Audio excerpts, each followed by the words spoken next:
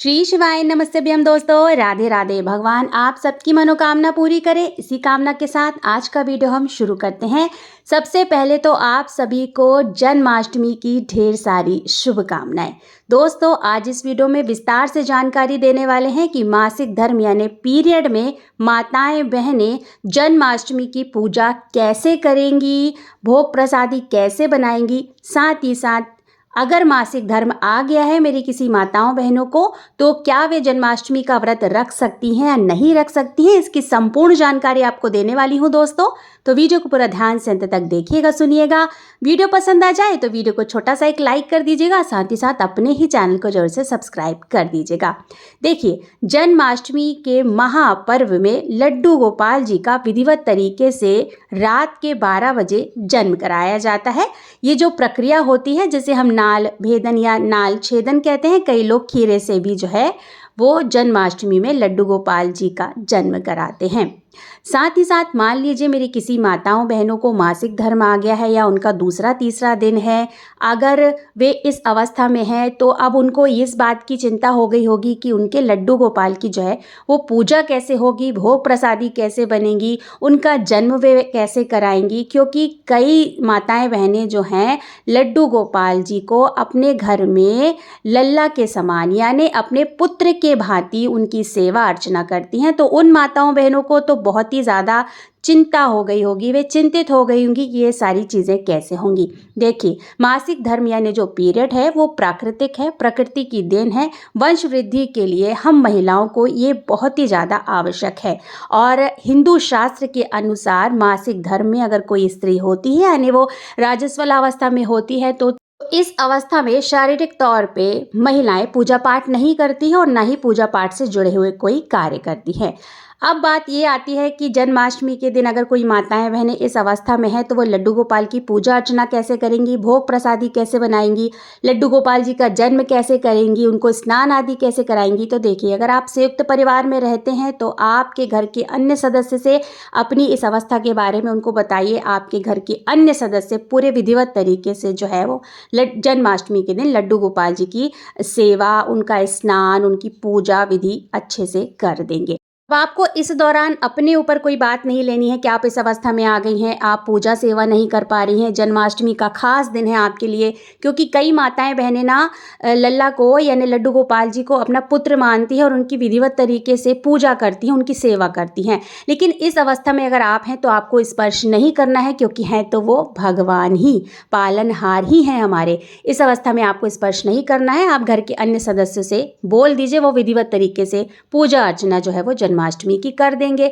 आप उनको पूरी विधि बता दीजिएगा और अपने हिसाब से जिस तरह से आप उनकी सेवा करती हैं, जिस तरह से आप भावपूर्ण जन्माष्टमी के दिन सब कुछ करना चाहती थी और इस अवस्था में होने के कारण नहीं कर पा रही हैं, तो आप सारी स्थिति, सारी जो चीज़ें हैं आपको किस तरह से करनी है लड्डू गोपाल जी के लिए, वो आप अपने घर के अन्य सदस्य से बता दीजिए और पूरे विधिवत तरीके से उनसे पूजा पाठ करवा सकती हैं। अच्छा, अब बात कर लेते हैं कि मेरी ऐसी कई बहनें होंगी जो घर परिवार से फ़िलहाल दूर होंगी, जो संयुक्त परिवार में नहीं होंगी, और कई ऐसी बहनें हैं जो इंडिया में नहीं हैं, इंडिया से बाहर हैं। वे क्या करेंगी? तो देखिए, ऐसी अवस्था में आप अपने पतिदेव से सहयोग मांगे। पूजा पाठ के लिए कोई भी मना नहीं करेगा।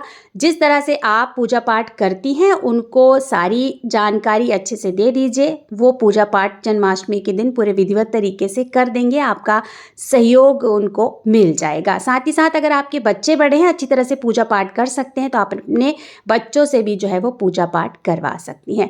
लेकिन अब यहाँ पर ये प्रश्न उठता है कि बच्चे भी बड़े नहीं हैं और पतिदेव भी किसी काम से जो है वो बाहर हैं, आप घर में फ़िलहाल के लिए बिल्कुल अकेली हैं, तब क्या करेंगे? ऐसे में आपको क्या करना है, अगर आपके घर के आसपास कोई मंदिर है, क्योंकि जन्माष्टमी के दिन हर एक मंदिर में कान्हा जी का जन्मोत्सव बहुत ही धूमधाम से मनाया जाता है, तो आप कैसे भी करके अपने घर के लड्डू गोपाल जो है वो उस मंदिर में आप भिजवा दीजिए और उनसे आग्रह कीजिए कि आप विधिवत तरीके से मेरे लड्डू गोपाल जी का पूजन अर्चन कर दीजिए।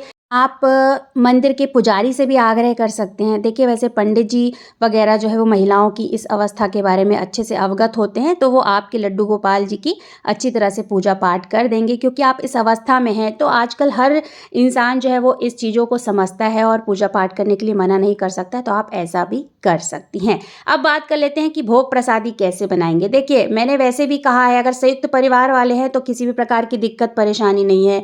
अगर आप संयुक्त परिवार में नहीं रह रहे हैं तो पतिदेव से अगर कुछ चीज़ें बन सकती हैं भोग प्रसादी के लिए तो उनसे बनवा लीजिए। अगर बच्चे बड़े हो गए हैं, अच्छी तरह से बना सकते हैं, तो आप अपने गाइडेंस में मतलब आप बताते जाइए उनको कैसा करना है, वो बना देंगे। अब फिर वही बात आ जाती है कि बिल्कुल अकेले हैं, कौन क्या करेगा। तो फिर देखिए वो आप मंदिर भेज ही रहे हैं अपने लड्डू गोपाल जी को, तो जिस तरह से वहाँ पे भोग प्रसादी मंदिर में बनी होगी उसी तरह से जो है वो लड्डू गोपाल जी का पूजन करके भोग प्रसादी उनको चढ़ा दी जाएगी। अगर आप अपने लड्डू गोपाल मंदिर में भेज देते हैं ना, अगर आप इस तरह से व्यवस्था कर लेते हैं पहले से ही, तो फिर आपको भोग प्रसादी के लिए परेशान होने की आवश्यकता नहीं है।